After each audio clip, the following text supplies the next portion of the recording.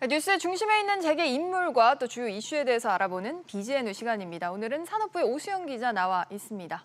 오 기자, 우선 이재용 삼성전자 부회장부터 한번 짚어보죠. 최근에 보면 한일 간의 갈등 악화, 여기에 코로나 사태까지 터지면서 양국 간의 기업인들이 오가는 게 쉽지가 않은 상황인데 이런 가운데 이재용 부회장이 민간 외교관 역할을 좀 자처하고 나섰다고 합니다.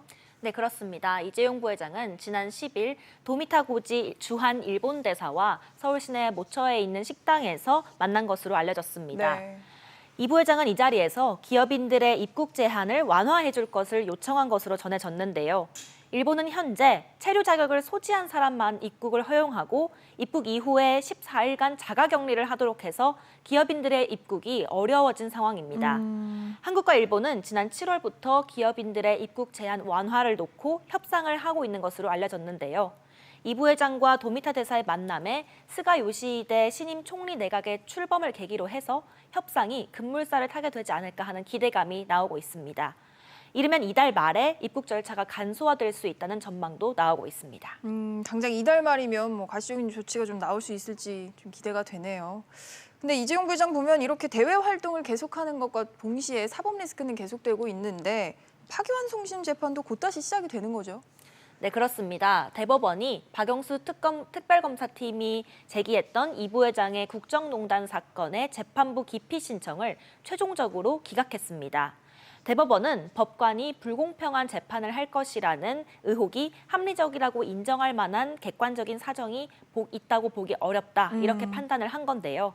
특검은 지난 2월에 이 부회장의 국정농단 사건 재판장이 편향적으로 재판을 한다면서 재판부 기피 신청을 냈었습니다.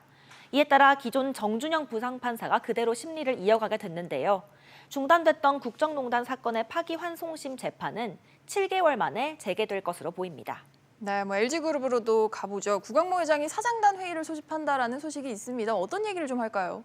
네, 구광모 회장은 내일 취임 이후에 두 번째 사장단 회의를 개최할 예정입니다. 코로나19와 미중 분쟁 속에서 위기 극복을 어떻게 할 건지의 방안과 디지털 전환을 또 어떻게 해나갈 것인지를 논의할 전망인데요. 이번 회의에는 권영수 LG그룹 부회장과 권봉석 LG전자 사장, 또 신학철 LG화학 부회장 등 30여 명의 임원들이 참여할 예정입니다. 올해 사장단 회의는 코로나19에 따라서 화상회의로 이뤄질 것으로 보입니다.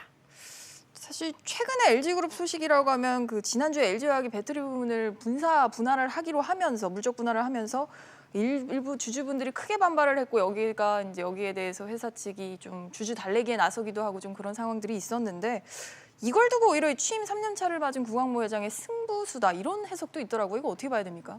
네, 구광모 회장은 취임 이후에 줄곧 해서 선택과 집중 이 전략을 유지해오는 모습을 보였는데요. 네.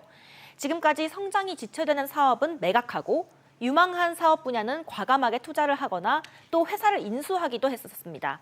이번 LG화학의 분사도 이런 전략에 따른 결단으로 보이는데요. LG화학은 지난주에 배터리 부문의 분사를 결정하면서 신설법인이 2024년까지 매출 30조 원을 달성하겠다는 목표까지도 제시한 바 있습니다. 알겠습니다. 오 기자 잘 들었습니다.